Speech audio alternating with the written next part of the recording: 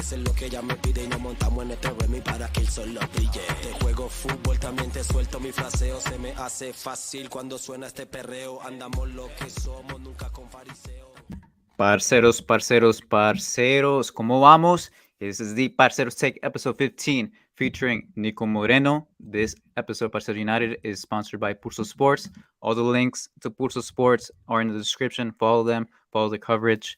Y nada, let's get started. Niko Moreno, thank you for joining us again. Errolo Northwest, welcome. Thank you guys for having me, man. You know, be with two of the sexiest Colombians in the southern part of the country. Shoot, you know, I'm trying to get on board. You know what I'm saying? But no, it's just good. It's good to be here. You know, lots of at least optimism for now. And, you know, I got to get on that because you never know what the future may bring. So I'm trying to just suck up all the positivism here. Yeah, for sure, for sure. Today, we're going to be talking about a little bit about the friendly that was in Fort Lauderdale, Colombia versus Honduras. We're going to be talking about Yaser Asprilla, La Joya del Fútbol Colombiano, his future, where he's going to play, all that. And we're going to be reviewing some of the call-ups for these upcoming qualifiers. So, first and foremost, como es parceros, make sure to like and subscribe. You guys get involved, write the comments, tell us what you think. And secondly, how was Fort Lauderdale, bro? I know Ron was there, so he talked to me, man. Bro, so I had to fight the elements. So it was snowing here in Atlanta, so I had to leave mad early to the airport. Got to Fort Lauderdale, and there was a tornado warning.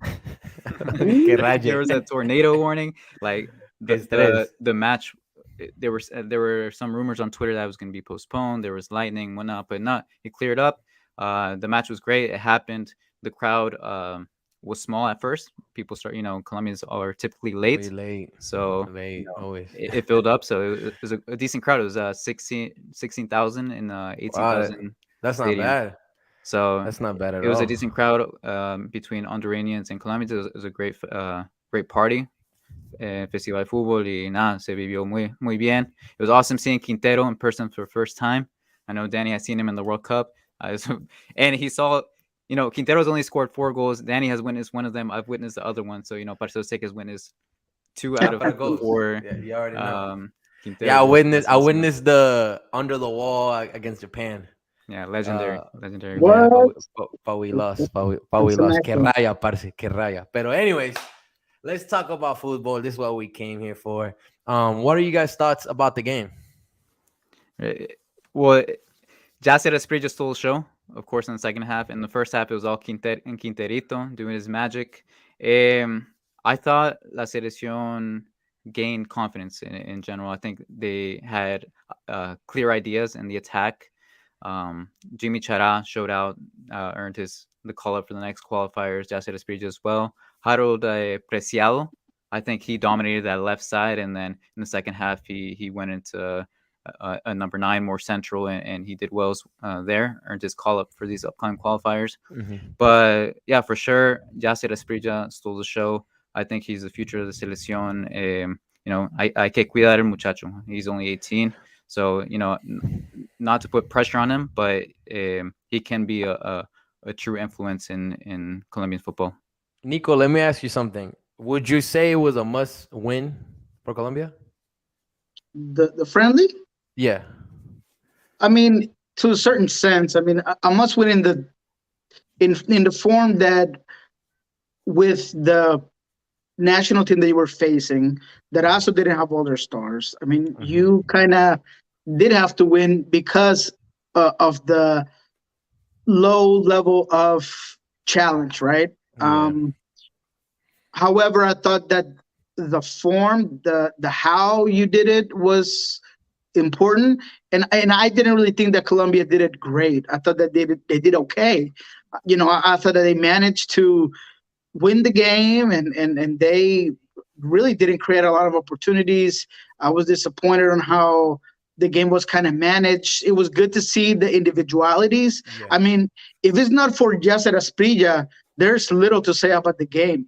I thought Juan Fernando Quintero was very good when he was in, when he had the ball. But other than that, it was just kind of tough. Borja had an awful game.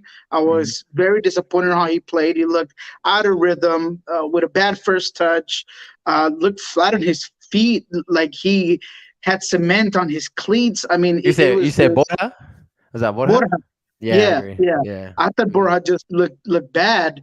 Aside from that, I thought Jimmy Chara had a decent game. I didn't think he was great either, Mhm. and that's why I was kind of surprised to see him. And we'll talk about that later on. But I was surprised to see him in this call up.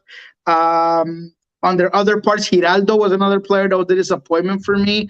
I thought that he had a chance right now to kind of solidify the reason why he might be a option instead of Cantillo, but he didn't really do that. So I just thought it was an okay game. They won it. They showed some stuff, and Yaser Asprilla just saved the day for everybody, and turned Colombia media upside down, and he made every fan just think that there is hope, there's a future, there's an upcoming star when it comes to Colombia.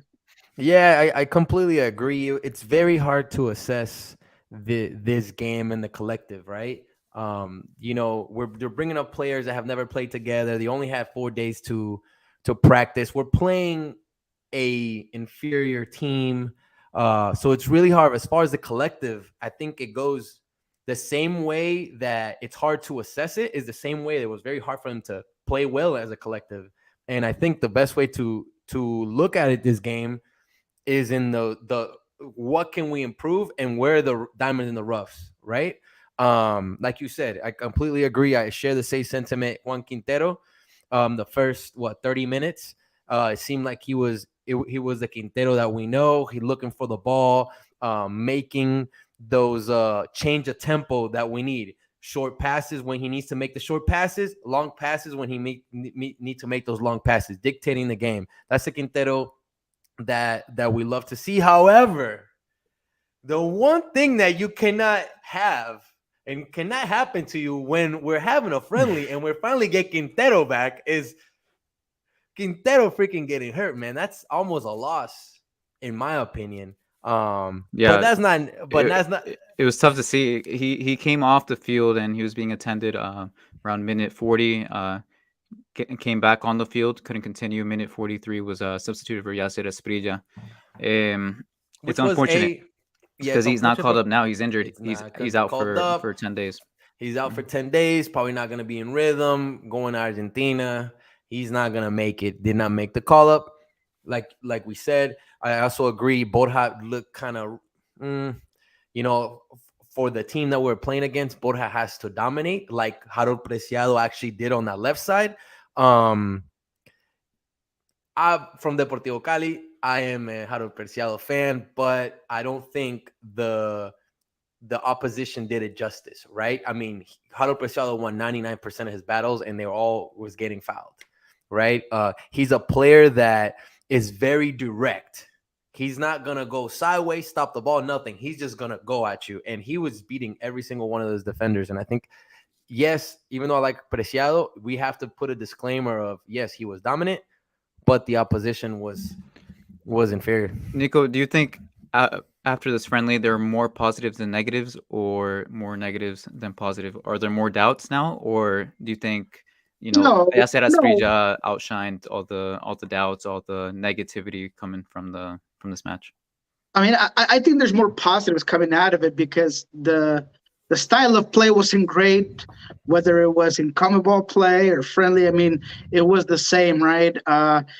The positives are that there is some future. There are some bright stars, and not just Asprilla, but I thought Colorado played well. He's somebody who several MLS teams have been following for quite some time, and I've been waiting for him to get called up, just like Johan Valencia did to Austin FC. He's a similar player that could do a lot of that box-to-box work in the central midfield. So that was good to see. He gets his goal. Jimmy Chara, that was the best play of his game, making that cut in and that drop back pass where he could get that goal for Colorado. So I think there are bright spots. I think that there are more positives than negatives because of that. And just like Danny say, although the challenge and the team in front of you was inferior, at least you got some conclusions out of it. If this game had been a complete just draw or you just didn't really get anything out of it, then I would say it'd be more negative because you just played a team that was inferior and you had no answers. You came out with nothing. So just the fact that you were able to cultivate at least a little bit of hope in several spots, especially in positions where you might need them. I thought Jaro Preciado did play a good game. I don't think he was allowed to display that because I thought that the refereeing was very timid and he was getting hacked and kicked. And man, I thought he should have, the ref should have put a yellow a lot earlier to allow him to get something going. Because that's the referee's job, is making sure that the game doesn't get out of hand. And, people thrive on soccer and not on fouling. So, I thought because of those things, they were definitely more positive than negatives. I thought Jaymar Gomez had a great game, and it's surprising to see him. Surprising to see him not get called up, even though, considering Colombia's depth chart at center back, I thought he had a great game. And I put out a tweet. He was great on distribution on that first goal. On Colombia's first goal, he found Quintero with splitting defenders and found Quintero in space, and then the play ended up in a goal. But Miguel nos dice, on the side of showcasing new talents, it's awesome. On the side of qualifiers, I don't think it carries anything really, besides maybe giving some people like Borja some confidence. Well, I don't think Borja gained any confidence from that match. Yeah, it was, you could tell he was a little off. There was that one shot he had all the way to out wide. I mean, as far as qualifiers, it does carry in a way. I'm gonna disagree a little bit with Miguel because now we don't have Quintero. Not Quintero is not playing. We should have been giving Borja some confidence. I think out of Borja, we could say Chara probably played a little better. Chara, which was what we expected. He kind of took a leadership role. He was the person right beside Quintero and then Yaser to make association, show, and facilitate the game. As far as other options leading towards qualifiers, what do you guys think of that left side with Inestrosa? With Inestrosa, I didn't like it. Inestrosa. I don't like that they're putting him at that position. He's more of a winger, right? That's where he is bread and butter. That's where he shines. And when Colombia has other options, and I'm going to go into this very hard once we look at those call-ups, because there's a specific player who I thought should have been called up for that specific position. It's hard to understand it. So not everything was great because of that. There are some question marks on how Reynaldo Rueda sees the game, and that's a good point right there. Inestrosa, I don't think should be played as a left back, and yet that's where we saw him play. So that's just kind of odd. When it comes to Yaser Gomez Andrade, I wasn't surprised just because, man, that group has been together for so long. I thought he played well. And if you ask me, Niko Moreno, despite the bias, I think he's better than Oscar Murillo. But when you got a guy like Cuesta that's not getting called up today, and Murillo didn't get called up either, right? Or did he get called up? He did. No, Murillo did. Yeah, Murillo that didn't get called. Okay. Yeah, exactly. Right. So Cuesta is the one that you kind of like, man. So that's another guy that should be called up. So because there is so much talent and kind of that 10-year players that typically grow roots in national teams, man, and you could never yank him out. That's why I thought he made a case. He displays speed, physicalness. I mean, there's the one corner kick where he's the only one that gets back and prevents a goal on a counter for Honduras. So I just thought he played great. And I know that we'll see him later on, as long as Colombian media just kind of decides to forget about that stigma of MLS, because I had to call up a couple of guys and be like, man, have you even watched the game? Because they're like, oh, why is Yaser over here? I mean, does he have like an agent putting him in? No, absolutely not. No, obviously, and you could see he was solid all around. Defensively, he was solid. In the distribution, he helped out a lot. He was solid. But I do want to touch base on what you said about Inestrosa, about how he was played on the left side, left back, knowing that he's more of a winger and has an attacking mindset. And it's something that we touched in the last in the last episode, and is the fact that we don't understand Rueda, but he likes those multifaceted type players, a player that can play as a winger, more attacking, and also and left back. Because if we're gonna compare apples to apples at left back, Angulo is the guy for that position. He, there's a lot of people saying, why didn't Angulo get called up? It's disrespectful for Angulo not to get called up to the qualifiers and in Estrosa as compared to Estrosa. Side note on Jamar, it bodes well for Seattle because some of the opposition he faced against Honduras, he'll face against Motagua in the CCL. Absolutely, that's a great point. But to the listener's question, I mean, there were things that were good, like we just talked about Asprilla and Preciado. But I think another good thing that came out of this was that you saw a guy like Jose Luis Chunga, who the goalkeeper, who is probably gonna be a guy that's gonna be constantly called up, not just now but in the future. We still have to see how Ospina is gonna do. Although we know that Vargas is going to be the guy taking over, it's good to see another goalkeeper kind of step up and get some minutes. Miguel tells us that also Asprilla gives me Marlos Moreno vibes when everyone was so hyped about him. Man City signed him, disappeared, which scares me. I hope it doesn't happen again. I want to touch on Asprilla at the start of the show because I think a couple people from England, Watford, are going to watch this, and because we're speaking English, and it's probably the only English coverage of from a Colombian perspective, only English coverage of Asprilla and his international debut. Asprilla, they're saying he's going to go Udinese in Italy. They're saying he's going to stay in Envigado. There's some rumors of Cali. Tolima as well. His situation has to be managed in a way that it doesn't happen like Marlos Moreno, where he doesn't have a spot in City and he just gets randomly loaned out to Belgium, gets randomly loaned out to the second division teams, very random, spread out in Europe. And the reason being is because of the rules of the Premier League, right? He has to get some type of minutes. He has to get international. So on that, experience. With his recent call up, now he has the amount of points necessary to play in the Premier League. But from what I've seen from Pipe Sierra, one of the top journalists in Colombia, is that Watford wants to loan him out. Asprilla wants to stay in Envigado, where he's guaranteed the most minutes. Deportivo Cali is interested, but they want him on a year. They want him for a year because Cali is playing Libertadores. So, right. Nothing's, it's not going to help them if they have Asprilla for 6 months, right? And however, John Vasquez, he did have a knee injury this past couple of days, and they're seeing how severe that knee injury is. If Vasquez goes down, there's a big probability. That's a big hole on that Yaser could take that position. But he's not going to get the same playing time because Cali's attack is stacked, right? And they're the champions, right? They're stacked. He's not going to get the same I love you saying all this, bro. This is beautiful. Playing time in Cali than he is in Envigado. And there's also talk about Yaser Asprilla going to Udinese because the owner of Watford, his dad is the owner of Udinese. So there's they're negotiating for him to go over there. So. And Udinese has been a bet for many Colombian players, including Juan Guillermo Cuadrado, who basically started his career there. And if I'm not mistaken, Muriel also played there. Yep. So it's been a good bet for Colombian players, and that could weigh in.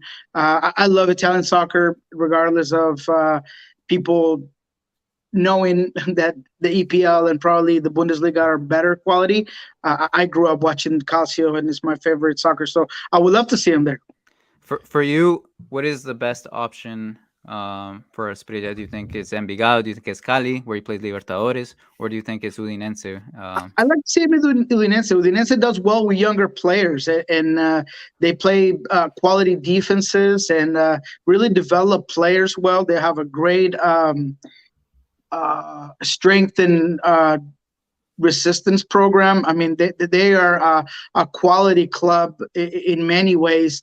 Juan Cuadrado is huge. He would be the first one to tell you how they took care of him, how they helped them, not just in his game, but taking care of his body and all this gambit of things that a club like that could offer. So I would like to see him there to continue to grow that talent. And I mean, look at this.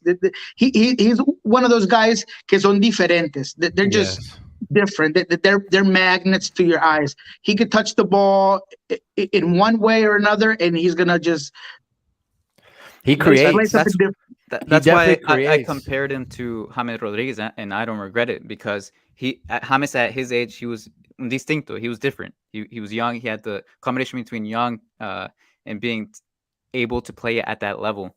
So Yaser Asprilla has airs of that, but his situation needs to be managed. He's so young that it can't turn into a Marlos Moreno situation.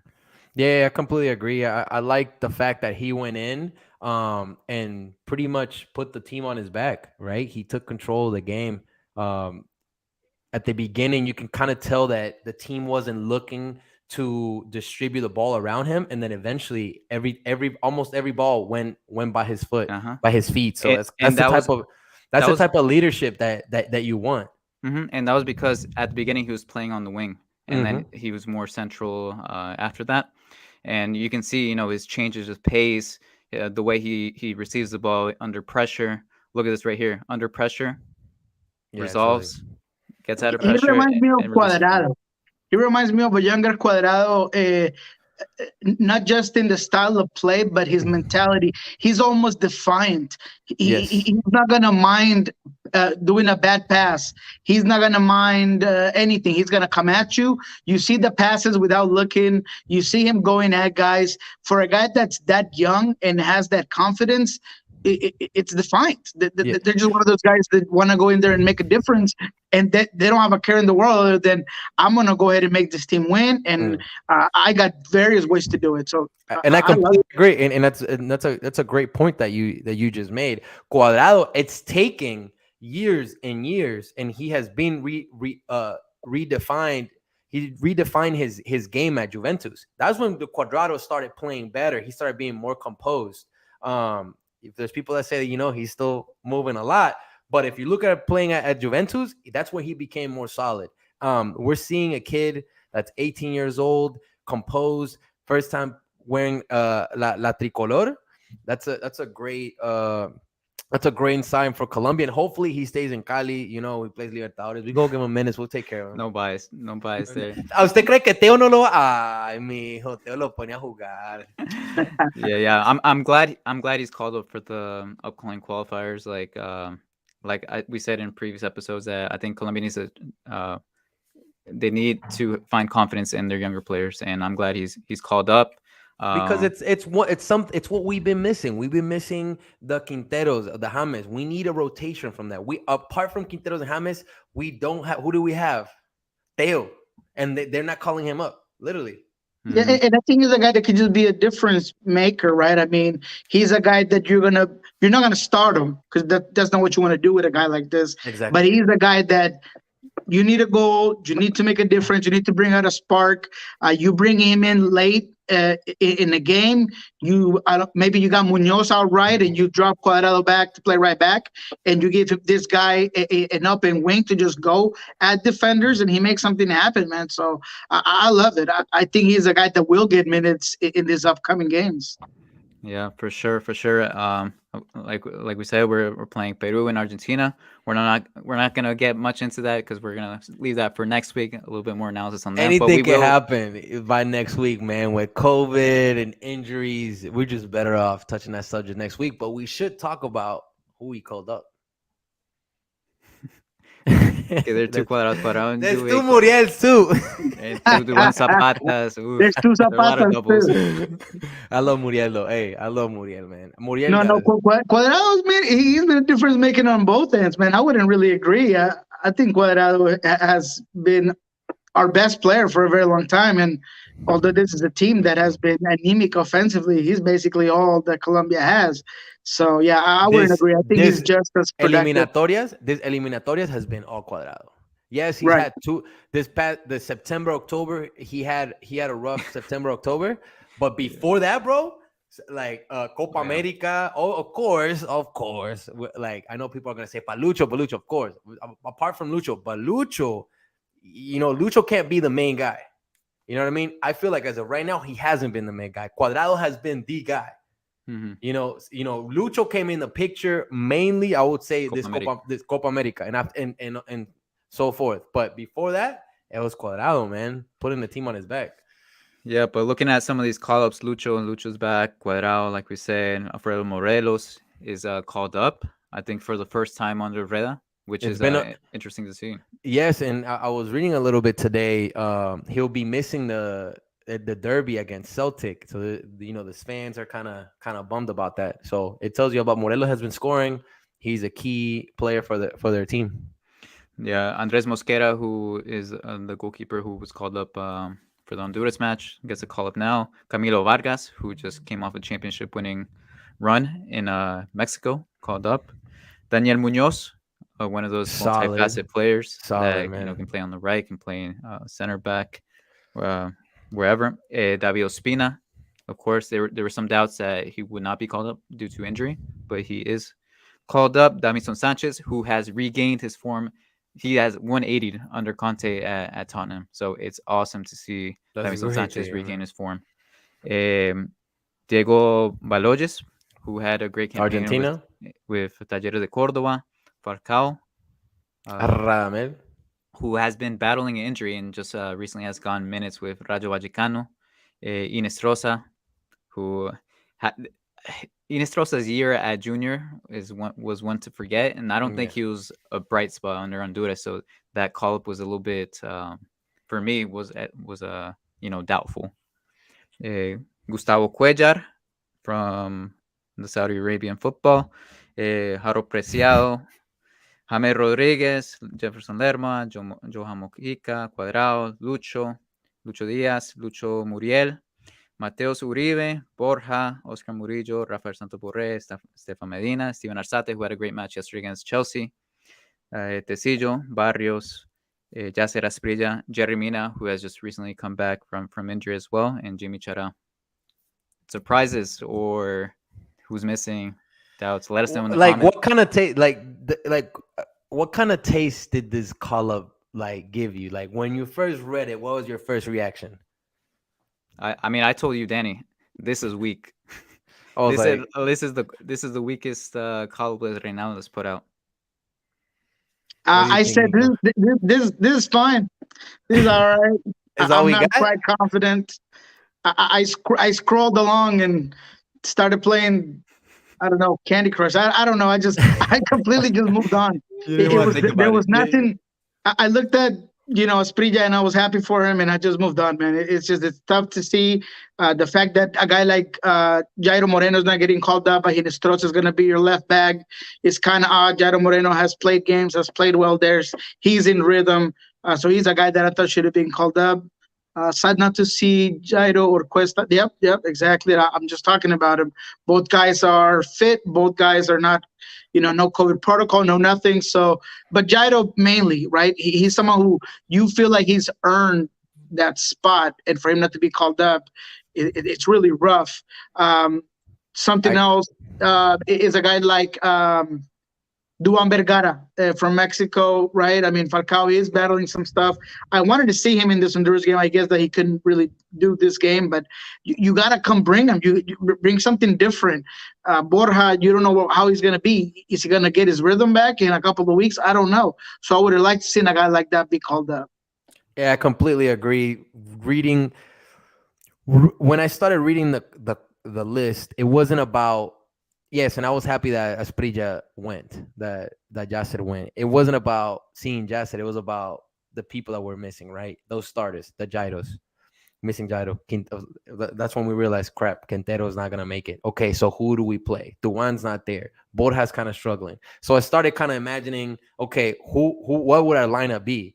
Left back, so there's no Angulo. Sinisterra was the one Inestrosa was the one that was playing over here. Okay, so who's gonna play on that left side? Mojica or Tecillo, right? But it's kind of like still, bro. I wish we would have tried out Angulo. We don't know. It could have been an Angulo, right? Like Angulo could have been our left back. I also started seeing, okay, as far as those wingers, right? No Duan Vergara, no Sinesterra. Sinesterra is one of those wingers. I think I he's believe injured though. he was battling injury. So Mhm. it's like, man, it sucks that he's not going to be able to make it. The one's not there. Okay, so our number 9. Who's going to be our number 9? Borja? Borre and Borre. Borre, Nico's best friend. See, for me, I'll man, I As long want to as see it's not Borja at this moment, I'll take Muriel, man. I'll take Borre over him. But yeah, Muriel has to be the guy. He's in good form. He's playing well. You've neglected him completely over the last 4 months that you've been a head coach. I mean, this is his moment. He's played well in Colombia. It's gonna be a tough game with a lot of battling the elements and all of these things, man. I think Muriel is your guy, but I wouldn't be surprised to see Borja, and it's gonna be disappointing because I don't know if he really earned it. Well, Reynaldo loves to play 4-4-2, so we'll have 2 strikers up there. So you think it would be Muriel and Borre? That's what I would like that. I would like a Muriel Borre's on fire. Muriel Borre. Borre's on fire right now. He's participated in the last 4 out of the 5. He has 4 out of 5 4 goals? combined or 8 combined goals and assists in the last 5 matches, something like that. So he's on fire. He's in form. I go with that. Play your hot hand. There is no going back. There's no tomorrow. Play that. Chucho Hernandez, yeah, we've talked about him already too, man. He's a guy that you've always wanted to see. And once again, I hope he gets called up to some friendlies. With COVID protocols, kind of difficult, but in the future, man, you got to start calling this guy because he has all the talent in the world. He has all the talent. And the one time he did get called up, he scored 2 goals, man. He wants to be called up, right? And also one name at left back that was left out, and he expressed his disapproval of not being called up is ¿Quién, Rodallega? Fabra. Rodallega better than Messi.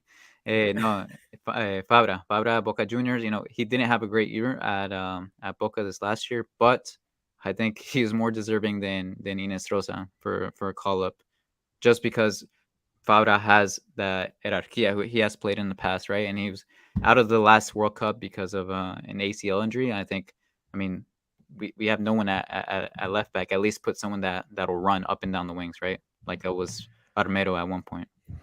Yeah, it's difficult. It's difficult once you start trying to piece together, who our starting 11 would be. And, I know we Cuadrado's in, we got Lucho, Barrios is back, Mateos.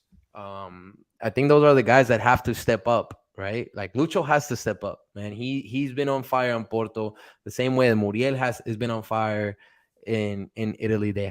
It's now or literally. But that's never. worrying. That's worrying, man, that you're saying these players need to step up, and it's not like we have a clear collective idea of how to attack and break down an opponent. So, and I think that's been our issue. James is in, hopefully.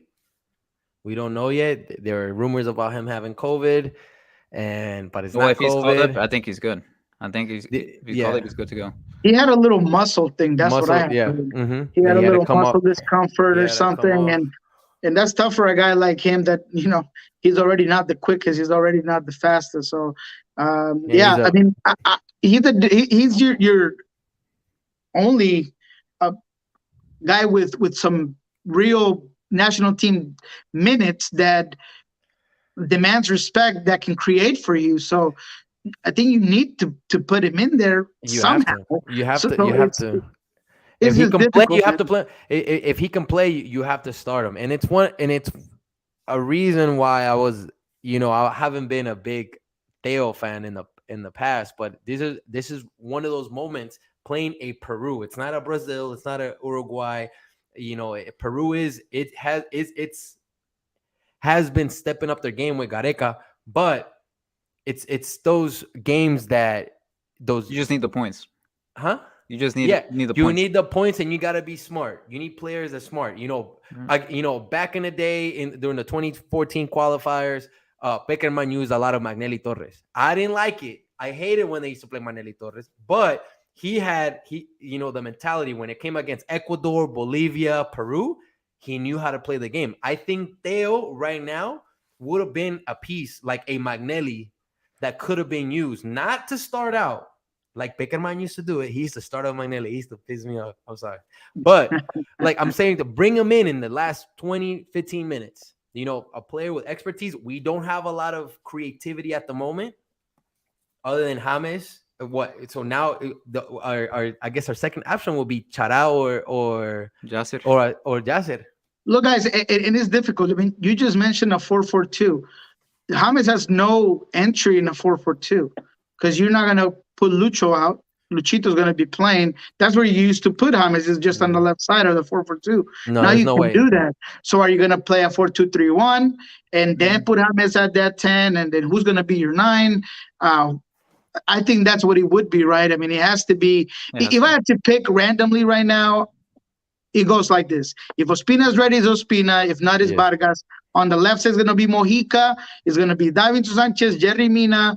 And on the right side, either Munoz or Medina. More than likely Munoz. In the middle, it's going to be Barrios y Cuellar. On the left side, it's going to be Lucho. Mateos. Yeah, I will put Mateos, man. I would love Mateos too, pero conociendo a Rueda va a ser Cuellar. A mí me gusta más. I'll go with Uribe, absolutely. That would be my go-to right there. Then you go on the left side, Lucho. At the 10, James. On your right, Cuadrado. And on the top, Muriel. That's how you play the 4-3-1. That would be ideal. I don't think it's going to happen.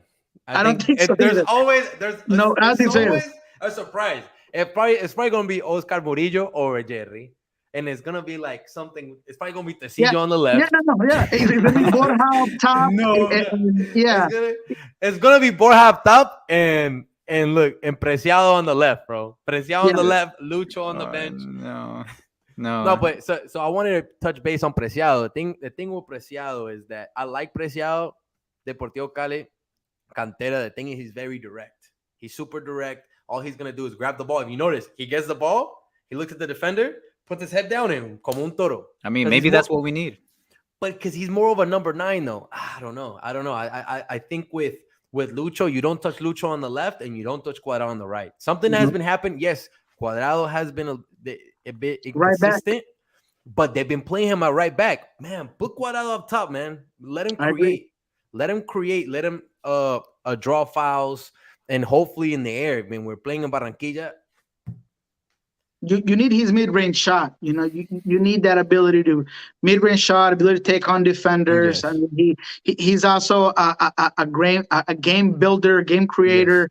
Yes. You know, he gives you volume, so you gotta put him. That's my difficulty with whenever we play Cuadrado right back. If there was another guy like Yaser that you knew. I mean, obviously you can't do that now, but I'm just saying, if Yaser was to become the new Cuadrado, then you're like, oh, yeah, absolutely. Yeah. You can do that. You know? Like Juventus, right? They got Dybala, they got all these players.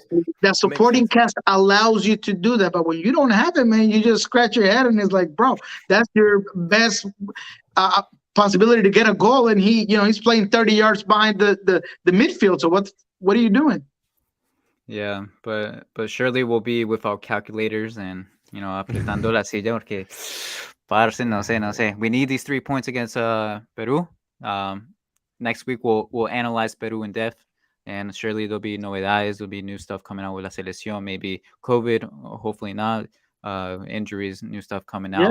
Yeah, and Peru has some question marks, which is good to hear. Lots of question marks. As Colombians goes, what I mean? Lots of question marks on the Peru side from them traveling from Panama. Bad upon nobody, but there's a couple of names that got tested positive. The Panamanian coach tested positive, so Peru's it's in question right now. So we'll discuss that next week. And Argentina as well. So We'll discuss that next week. Niko, thank you so much for joining us. I thought this was a great episode. Please like and subscribe. Follow Niko Moreno in the description. All his links are there. Pulso Sports, thank you so much. Also in the description. Y nada, parceros, nos vemos next week. All right, guys, have a good one. Nos vemos, parceros. En la buena.